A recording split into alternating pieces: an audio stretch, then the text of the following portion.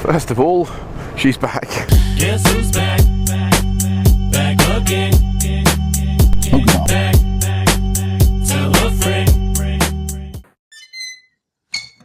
I don't know where she's been, what's been done to her, but bizarre. Also, I don't know what the camera angle is going to be like. I had to take it all off for my DAS training, and I haven't got my GoPro app installed on my iPhone. That's just another story which I'm not going into. So, the story so far. I come back from work last Monday, go to footy Monday evening as normal, get back, park my bike up in the usual spot, get up on Tuesday morning to go to work, and the bike's not there. I kind of did what I assume is the usual thing when somebody has their bike stolen, and just kind of think, well, it's clearly I parked it somewhere else, you know. Had a wander around for a little bit, couldn't find it, went back to the spot again, triple checked every bike that it wasn't mine, just because, you know, I mean, my brain doesn't really function till about 10 o'clock in the morning anyway, but you know, just the stupid things that you do. But it was yeah, kind of reality hit, and it was stolen. So went back, reported it to the police. They were pretty good actually. They came round, must have been round to my place within about 40 minutes to get a statement. One of the coppers that came round even went out and had a look as well. He said, I just want to go out and have a look at the area, and he goes, you know, with all due respect, just make sure you haven't missed it. So he went out and checked as well, because, you know, I was doubting myself for about the first half an hour after it was returned. So yeah, he checked it and it wasn't there. So reported it's, you know, stolen and everything. It was quite funny. I rang my insurance company. I didn't realise I was third party only, and you know, explained the situation, and the guy was like, oh right, oh I'm sorry to hear that. And then there was sort of an awkward silence, and I was like, so, you know, am I going to get any money? And he's like, no sir, you're third party only on this insurance premium. And I was just like, oh right, okay, cheers, goodbye. It's really embarrassing. So yeah, I had to get the tube into work. I was going to say every day, but I couldn't get it every day because there was a tube strike, which was rub salt in the wound. Anyway, when was it? When did I get it back?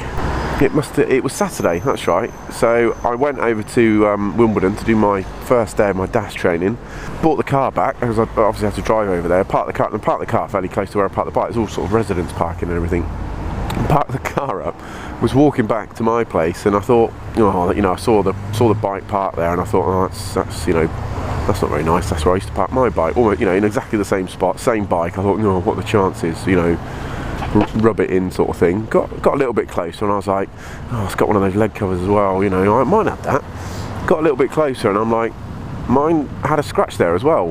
Hang on a minute. And obviously, you know, check the reg, and it was my bike. I just couldn't believe it. So I thought, oh, I just couldn't work out why it'd been brought back. But I thought, well, the barrel's going to have been wrecked, you know, because if someone's nicked it, they're going to have rammed. They usually ram a screwdriver in the barrel and rip the barrel out, and then essentially just bump start it. I don't know how you bump start a twist and go, but that's what the copper said they do.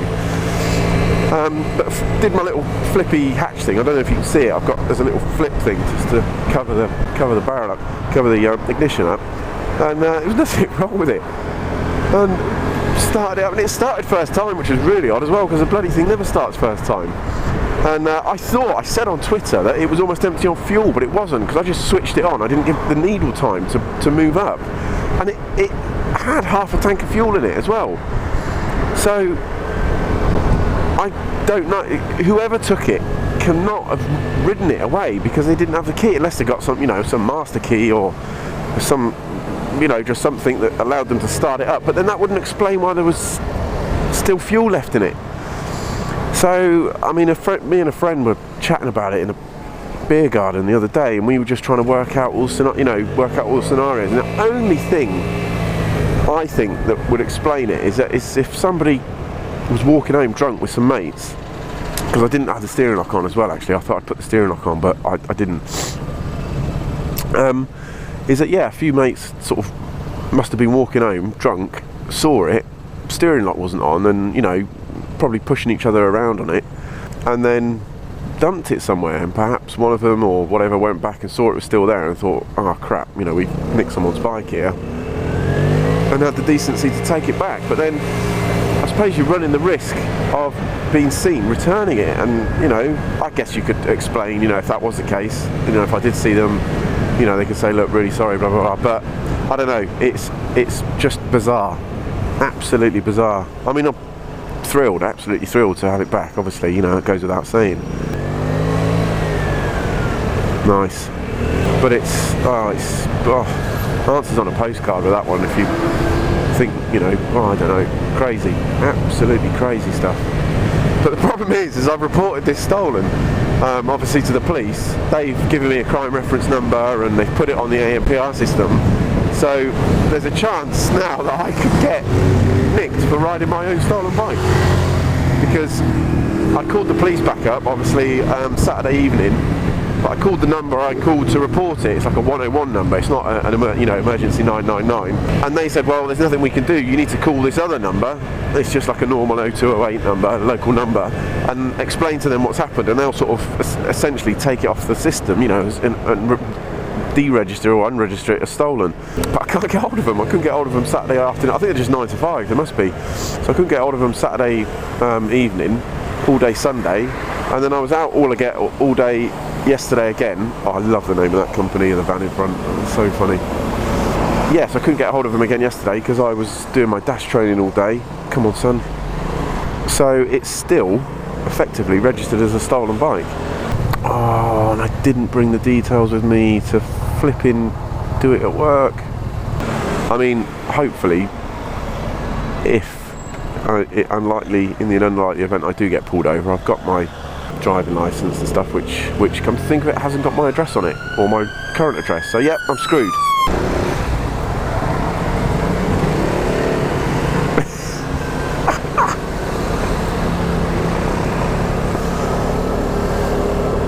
The system. Or just be a law-abiding citizen and you won't find yourself in the back of one. So what else is new? I'll tell you. I'm the proud owner of a Mod 1 pass certificate, which on the face of it, you know, I mean, let's face it, it's a pretty straightforward test, isn't it? But my God, the pressure. I don't know if I'm getting a bit tetchy in my old age or what, but I've never felt under so much pressure to pass a test in my life. I proper had a shaky moment before I took the test. Yeah, about 5 minutes before, I was all over the place. I mean, not physically, but yeah, God, 5-10 minutes before, I was really struggling to compose myself. The other guy I was doing it with was fine as well. It was, ironically, went on to fail it. Unfortunately, I was absolutely gutted for him. But yeah, apparently he does like Olympic weightlifting and stuff. So he's like, yeah, I'm really used to sort of controlling my nerves and stuff. I was just there shaking like a flipping jelly on a shaky surface. Yeah, past that I was well chuffed. I mean, I'd have been really disappointed if I hadn't, because you're essentially just riding around some cones, doing a bit of avoidance, and you know, parking your bike in a square box. I mean, it's such basic stuff. But when you're under pressure, you know, and you've only got one go, you can't really make any mistakes. Apparently, you can dab your foot down what they call a comfort touch, or that sounds wrong. You know what I mean? You just put your foot down. You don't need to. You're still in control of the bike, but you just put your foot down. Apparently, sort of at the discretion of the examiner, but they can just mark that as a minor. But anyway, the other guy slammed both his feet down, doing the figure of 8. Just, oh, sake. Well, mate, there's nothing coming. Oh, for fuck's sake. Why can't he just pull out the traffic like everyone else? Oh, that's why. That was a copper. Oh, God.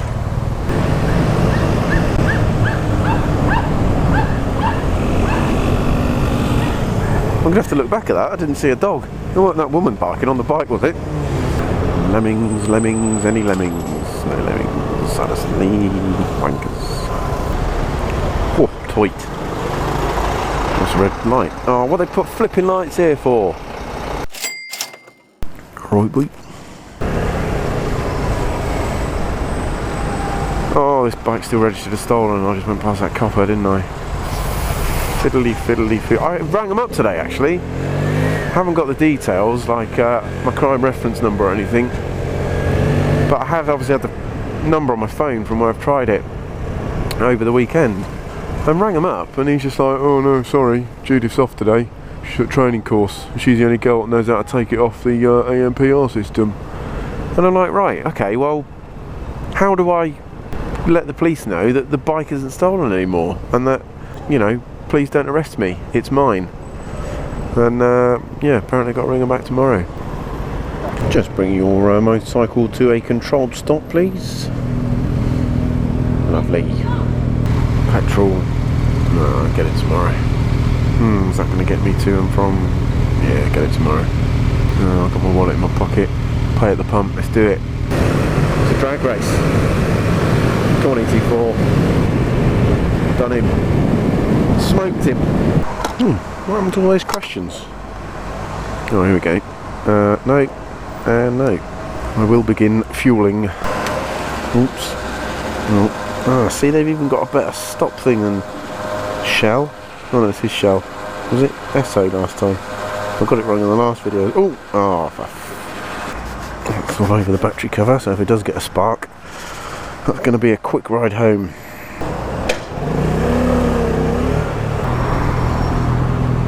Patience, dear boy. Another copper. They're just not interested, are they? Oh, I thought in there. Yeah, I'm going to go get my hair cut. It's just around the corner from here. Yeah.